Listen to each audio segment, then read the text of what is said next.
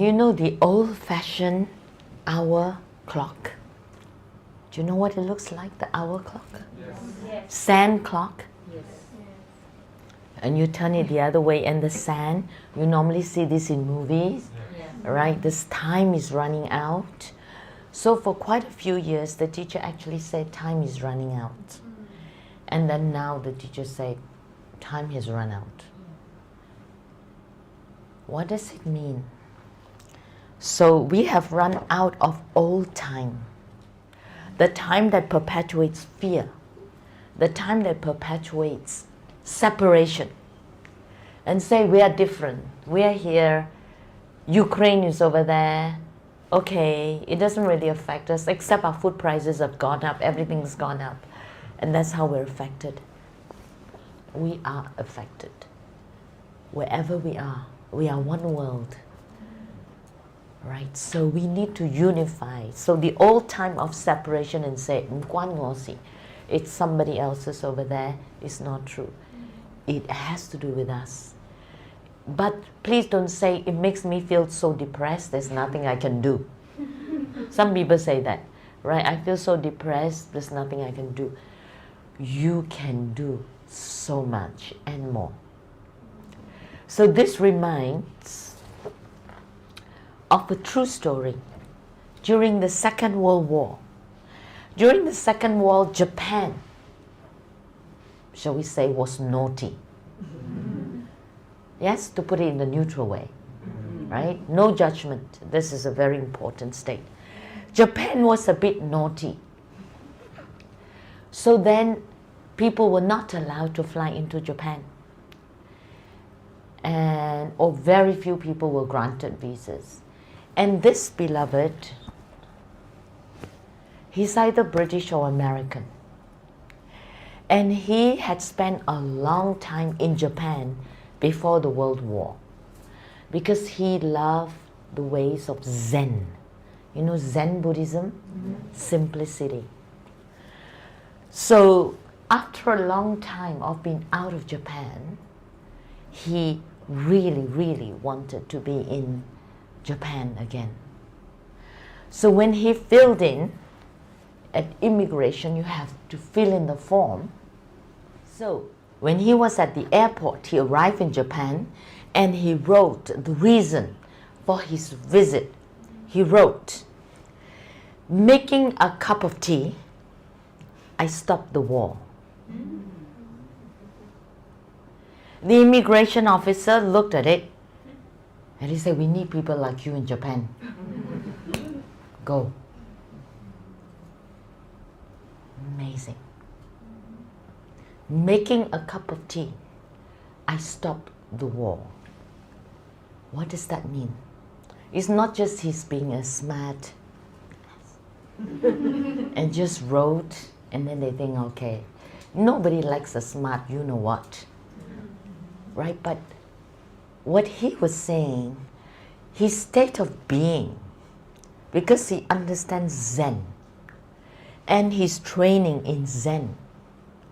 That means his nature, the way he is, just even as he makes his tea in a Zen and peaceful way, he is contributing to ending the war.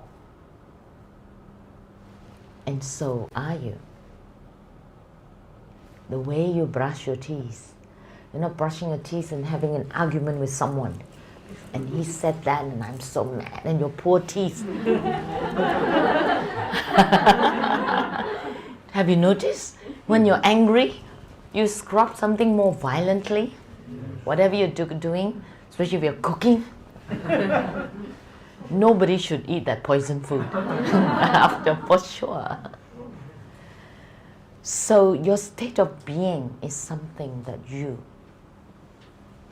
can make a difference and decide, right? How you feel right now.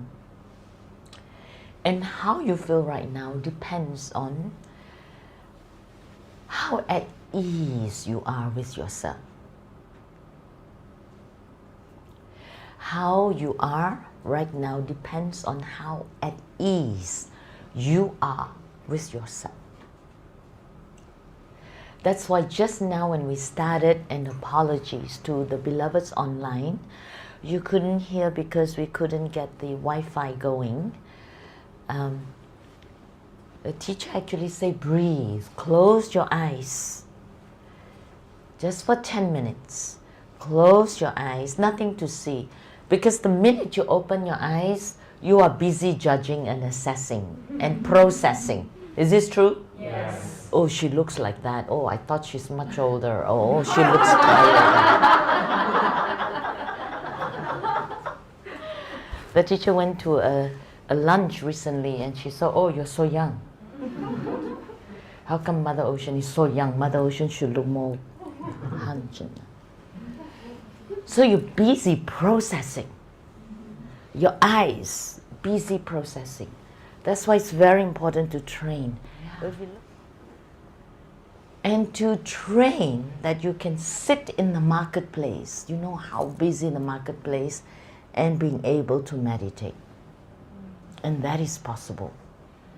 Then when it's typhoon, and this is the land of typhoon, you know how to be in the eye of it. You'll be so fine. Everywhere is spinning, throwing, and then you are very steady, and then you can be useful. If you're also screaming and panicking, you're no good for anyone. True? No. So, just now when we first began, you were already given a golden key, which is to breathe love into the self.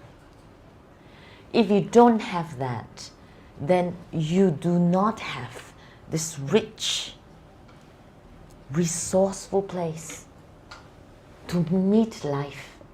You'll be coming from a place where you believe lack, you're uncertain, you feel threatened, you're not sure, will I be okay, will I be okay, will my future be okay?